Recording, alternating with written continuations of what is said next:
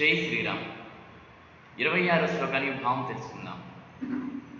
సుప్రసాద ప్రసన్నాత్మా విశ్వదృక్ విశ్వభుక్ విభుః సత్కర్త సత్కృత సాధు జహ్నుర్నారాయణోన్నరః.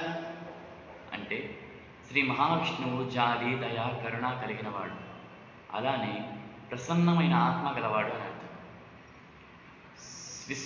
విశ్వదృక్ అంటే సృష్టిని చూడగలడు, విశ్వదృక్ సృష్టిని సృష్టించగలడు, విభుః అంటే సర్వశక్తి స్వరూపుడు అని అర్థం.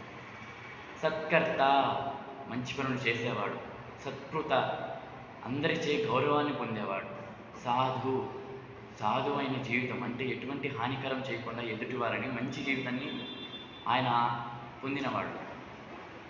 జహ్నుర్నారాయణోన్నరః. జహ్నుర్నారాయణ అంటే జలం అంటే నీళ్ళలో నివసించేవాడు. మనం శ్రీ మహావిష్ణువు పాలసముద్రంలో నివసిస్తాడు కదా, అలా వివరించారు ఇక్కడ.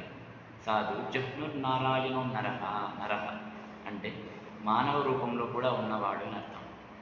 ఇది 26వ శ్లోకానికి భావం. ధన్యవాదాలు.